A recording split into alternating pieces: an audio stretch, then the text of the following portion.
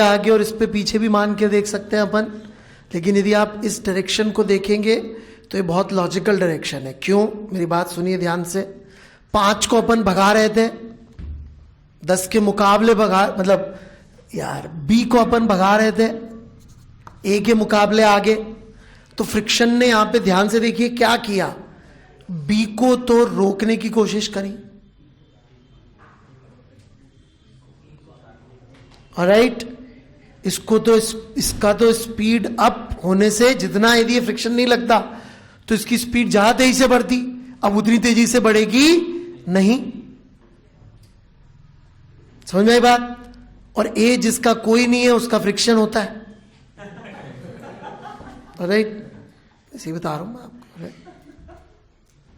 ये याद रख सकते हैं आप। राइट, जिसका कोई नहीं होता उसका फ्रिक्शन होता है। नहीं, ये बिल्कुल सही बात है, आप देख लीजिएगा जितने मोशन आएंगे उसमें हमेशा ही पाएंगे जिसको कोई चलाने वाला नहीं होता उसको चलाने वाला फ्रिक्शन होता है। अरे सही है बिल्कुल, जिसका कोई नहीं होता उसका फ्रिक्शन होता है। अरे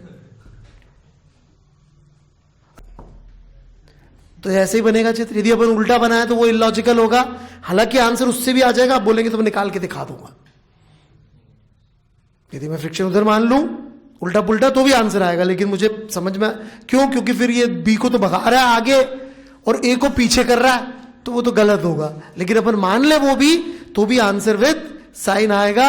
आई advise you to definitely take this and try, घर पे खुद ट्राई करे, फ्रिक्शन उल्टा पुल्टा मान के सॉल्व करके और देखे आंसर विद साइन आ रहा है कि नहीं आ रहा है। यदि आपको सच में फ्रिक्शन सीखना है तो, फ्रिक्शन सीखना नहीं सीखना मालूम नहीं, रोलिंग सीखनी है तो आप बोलेंगे सर रोलिंग तो अभी है ही नहीं, क्यों टेंशन लूं? बिल्कुल टेंशन लीजिए, जेई के अंदर उसी पे सवाल आते हैं।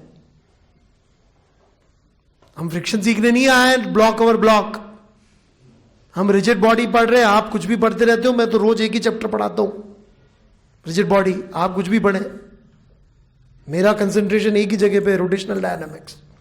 वो आ गया तो बाकी सब कुछ आ जाएगा। तो जरूर ट्राई करिएगा फ्रिक्शन उल्टा मान के, ठीक है? ऐसा क्यों होगा इसका लॉजिक मैंने दे दिया आपको। अब मैं इक्वेशन लिखता हूं, 10 - 5 f = 5a1 या a2 and f = 5a1। Alright, कितने अननोन दिख रहे हैं? 3। और कितनी इक्वेशन है? 2। तो यहां पे बड़े बड़े लोग बैठे हुए हैं।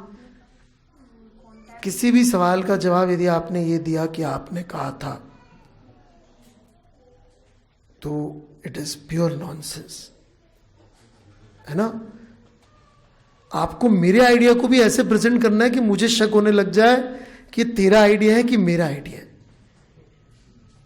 सीरियसली, मेरा एक स्टूडेंट था, वो मेरी चीजों को मुझे ऐसे समझा के चले जाता था कि मुझे तो शक होता था इसने तो नहीं सोचा कहीं, और वो था भी इतना इंटेलिजेंट कि यदि उसने सोचा होता तो मैं मान भी लेता। और गोल्ड मेडल मिला उसको फिजिक्स ओलंपियाड में। तो मेरे आइडिया से मुझे ऐसे चेप के चले जाता था, बिल्कुल ऐसे कन्विंस होके, क्योंकि वो एक्चुअली समझ चुका होता था। जब समझ जाते हैं तो it is impossible to separate सोचा किसने था। वैसा लगता है आपको, क्यों तो मेरा ही तो है, ये कौन है? इसका A2 है और इसका A1 है, ठीक है? ऑब्वियस सा नहीं था वैसे, कोई नहीं। हाँ भाई देखिए, फ्रिक्शन की प्रॉब्लम में आप कभी भी तुक्का मारने की कोशिश मत करिएगा, पहली बात तो। क्यों? क्योंकि आज 10 है तो आप दिल से तुक्का मार पा रहे हो कि यार 25 से तो कम है। सुन रहे कि नहीं सुन रहे मेरी बात? जैसे कि मैं साथ साथ एक सवाल और ले लेता हूं। राइट,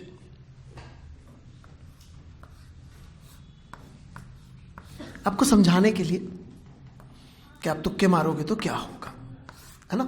अरे यार ये बी और ए उल्टे हो गए, है ना? ये 30 है, इसमें आपके हिसाब से क्या आंसर आ रहा है निकाल लीजिए। जो भी लॉजिक आपने लगाया आप पहले गलत कर लीजिए, फिर मैं आपको बताऊंगा कि लॉजिक लगाते कैसे। एक्सेलरेशन और फ्रिक्शन की वैल्यू,